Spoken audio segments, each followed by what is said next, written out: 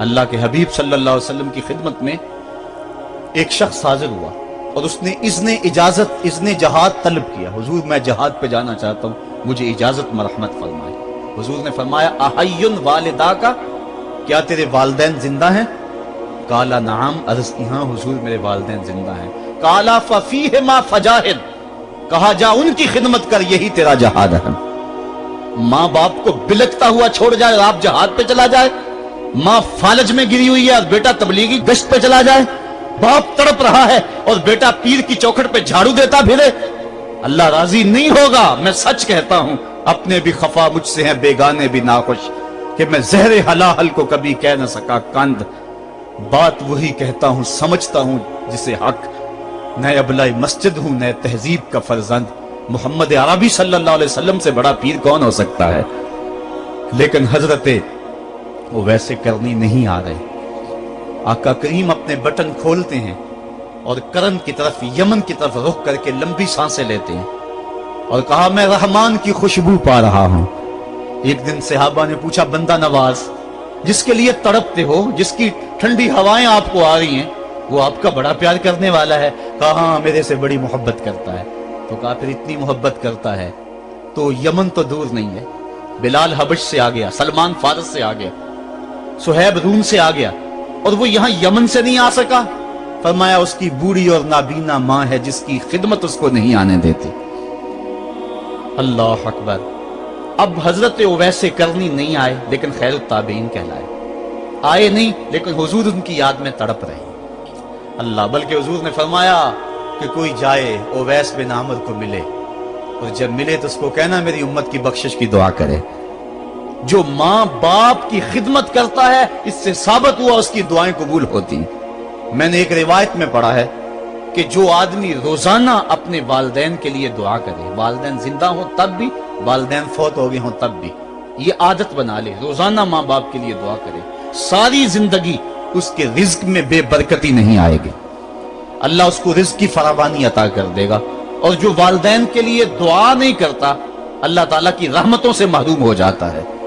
حضرت ابو ہریرہ رضی اللہ تعالیٰ عنہ جب بھی ہاتھ اٹھاتے تھے تو یہ دعا کرتے تھے, اللہم اغفر لابی ہریرہ ولأمی ولمن استغفر لہما, اے اللہ ابو ہریرہ کو بخش دے, حضرت ابو ہریرہ کی ماں کو بخش دے, اور قیامت تک جو ہم دونوں کے لیے بخشش کی دعا کرے اس کو بھی بخش دے.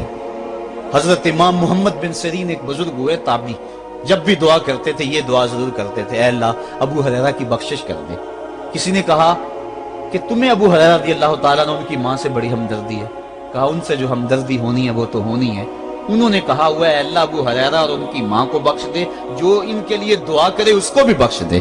تو میں دعا کر کے اپنی بخشش پکی کر رہا ہوں. تو والدین کے لیے دعا کرنا اللہ کی رحمت کو دعوت دینا ہے. تو فرمایا کہ جاؤ اویس بن عامر کو جانا اور جا کے اس کو میری امت کے لیے دعا کا کہنا. حضرت سیدنا عمر فاروق حضرت علی المرتضیٰ گئے, جا کے ڈھونڈا, تلاش کیا, اویس بن عامر ملے, حضور کا سلام کہا, بس پھوٹ پھوٹ کے رونے لگے. کہا بتاؤ میرے رسول کے لبوں پہ میرا نام کیسے آیا تھا, حضور میرا جب تذکرہ کرتے تھے کیسے کرتے تھے. یہ درد دیکھا تو بولے کہ کیا آپ اتنی محبت رکھتے ہیں تو پھر ملنے کیوں نہیں آئے حضور کو, اتنا جو پیار رکھتے ہیں تو زیارت کرنے کیوں نہیں آئے. تو حضرت اویس کرنی نے بات کے رخ کو بدلا, کہا تم نے میرے رسول کو دیکھا, تم نے میرے رسول کی زیارت کی ہے؟ کہا ہاں ہم تو صبح و شام وہاں رہے ہیں. کہا پھر بتاؤ حضور کے یہ ابرو جڑے ہوئے تھے یا کھلے ہوئے تھے؟ اب دونوں حیران ہو گئے. کہا تم نے تو دیکھا, میں نے تو دیکھا نہیں, تم بتاؤ نا. پھر میں تو گیا نہیں, مجھے کہتے ہو گیا نہیں, تم بتاؤ حضور کے ابرو جڑے ہوئے تھے یا کھلے ہوئے تھے؟ حیران ہیں. کہا حضور آپ ہی بتلائیے. کہا کوئی دور سے دیکھتا تو جڑے ہوئے نظر آتے, قریب آ کے دیکھتا تو کھلے ہوئے نظر آتے. یہ وہ ہے جو ماں کی خدمت کرتا رہا اور حضور کے دربار میں حاضر نہیں ہو سکا, لیکن حاضری اس کی تھی, وہ جہاں بھی تھا وہ نبی کے قرب میں تھا.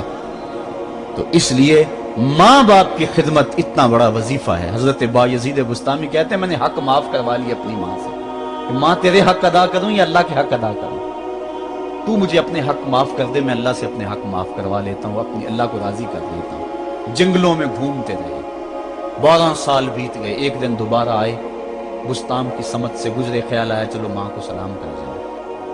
तहज्जुद का वक्त था, रात का वक्त था, दरवाजे पे खड़े रह गए कि मेरी माँ सोई होगी, मैंने कभी कोई खिदमत नहीं की माँ की, तो अब उठा के तकलीफ क्यों दूं। सारी रात खड़े रहे। जब तहज्जुद का माँ वक्त गुजरा तो नाली से पानी आया, समझ गए कि मेरी माँ तहज्जुद के लिए उठी है। दरवाजे के करीब हो गए, माँ ने हाथ उठा लिया, कहा अल्लाह मेरा बेटा बा यजीद तेरी तलब में निकला हुआ है, मैंने उसे अपने हक माफ कर दिए, तू उसको अपना विसाल अता कर दे। हजरत बा यजीद दरवाजा खटखटाने लगे और माँ के कदमों में लिपट गए और रो के कहने लगे, जिस रब को मैं जंगलों में तलाश करता हूँ वो तो रब मेरी माँ के पास है। तो माँ की दुआओं में अल्लाह की रिजा है। माँ राजी हो जाए तो समझ लो खुदा राजी है। अल्लाह ताला जल्ला शानहू ने इरशाद फरमाया, वक़दा रब्बुका अल्ला ताबुदू इल्ला इय्याहु, तेरे रब ने यह तय कर दिया है कि उसके अलावा किसी की पूजा नहीं करोगे। व बिल वालिदैन इहसाना, और वालिदैन के साथ उसने सुलूक से पेश आओगे। इम्मा यबलुगन्ना इंदकल किबरा अहदुहुमा औ किलाहुमा फला तकुल लहुमा उफ़्फ़िन वला तनहरहुमा, अगर तेरे पास दो या दोनों में से एक बढ़ापे को पहुंच जाए तो फिर उनके सामने तूने उफ भी नहीं कहनी और ना उनको झिड़कना है और उनसे नरम लहजे में बात करनी है। जब माँ बाप जवान हो, बच्चों की जरूरियात पूरी कर रहे हैं, उनके तालीमी अखराजात और उनके मुआशी सारे मामलात दुरुस्त कर रहे हो, तो उस वक्त तो वालिदैन की बच्चे ताजीम करते ही हैं। इम्तिहान उस वक्त शुरू होता है जब माँ बाप बूढ़े हो जाते हैं और चलने फिरने की सख्त भी नहीं रहती, सिर्फ सांस की एक डोरी लटकी रहती है। और जिस तरह बच्चा अपने बदन से मक्खी भी नहीं उड़ा सकता था, अब ये हालत माँ बाप पर आ गई और बच्चे की तरह मिजाज चिड़चिड़ा हो गया। जमाने के हालात बदल गए, लेकिन माँ की पुरानी, बाप की वो पुरानी रवश है, वो उसी अंदाज में उसी डगर में बात करता है। ये आजमाइश के दिन है, ये इम्तिहान के दिन है। अब देखना है वालिदैन की इस वक्त ताज़ीम कौन करता है। फरमाया इम्मा यबलुगन्ना इंदकल किबरा, अगर तेरे पास वो बढ़ापे को पहुंच जाए, दोनों पहुंच जाएं या तेरी खुशकिस्मती कि दोनों में से एक पहुंच जाएं या दोनों पहुंच जाएं, तो फिर उनकी तूने ताज़ीम करनी है। क्या कैसे ताज़ीम करनी है? फला तकुल लहुमा उफ़्फ़िन, तूने उनको उफ भी नहीं कहना। हजरत इमाम फखरुद्दीन राजी के हवाले से मैं आज ही सुबह या गुज़श्ता शब उफ की तशरीहात देख रहा था। उन्होंने 12-13 अक़वाल बयान किए हैं, लेकिन 2 कौल फरमाते हैं। उफ ये है कि इंसान के बदन के ऊपर जो शफाफ रहता हो, साफ रहता हो, मट्टी पड़ जाए, रेत का ज़र्रा पड़ जाए तो उसको फूंक मार के उसको हटाता है, तो वो फूंक से जो आवाज पैदा होती है उसको अरबी में उफ कहते हैं। तो फिर उफ हर उस चीज के लिए मनकूल हो गया जो नापसंदीदा है। एक तो कौल ये है कि वालिदैन के सामने इस एहतियात से रहो। दूसरी बात आप फरमाते हैं उफ का मफहूम ये है कि जब माँ बाप बूढ़े हो जाएं तो बोलो बरास चारपाई पे निकल जाता है और इंसान उनको उठा के उनकी खिदमत करता है, सफाई करता है, कपड़े बदलता है। इंसान की तबीयत में जो फितरी नफासत है उसके तहत उसको माँ बाप से जो मकरूह और नापसंदीदा बू आती है उससे वो बचना चाहता है। वो नफरत माँ बाप से नहीं होती, वो नफरत उस बदबू से होती है जो माँ बाप के बदन से या चारपाई से या कपड़ों से उठ रही है। तो बंदा अपने जो है वो नाक पे कपड़ा रख लेता है उस बदबू से बचने के लिए।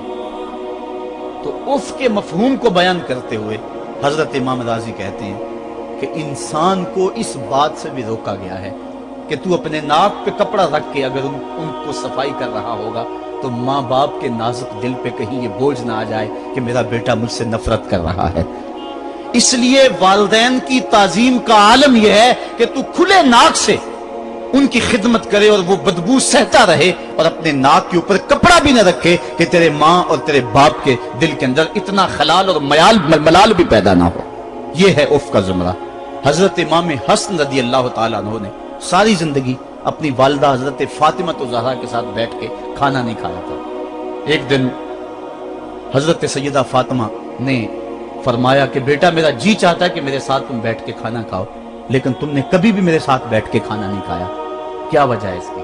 हजरत इमाम हसन फरमाने लगे, अर्ज करने लगे, अम्मी मैं इस डर से आपके पास बैठ के खाना नहीं खाता कि कहीं किसी लुकमे की तरफ आपकी नजर बढ़ जाए और मैं अदमे आगही की वजह से अपने हाथ को उस लुकमे के पे डाल लूं और ना जान सकूं कि इस लुकमे को उठाने का इरादा मेरी मां के दिल में पैदा हो चुका है और मैं अल्लाह की रहमतों से महरूम हो जाऊं, इस डर से मैं आपके साथ बैठ के खाना नहीं खाया करूंगा।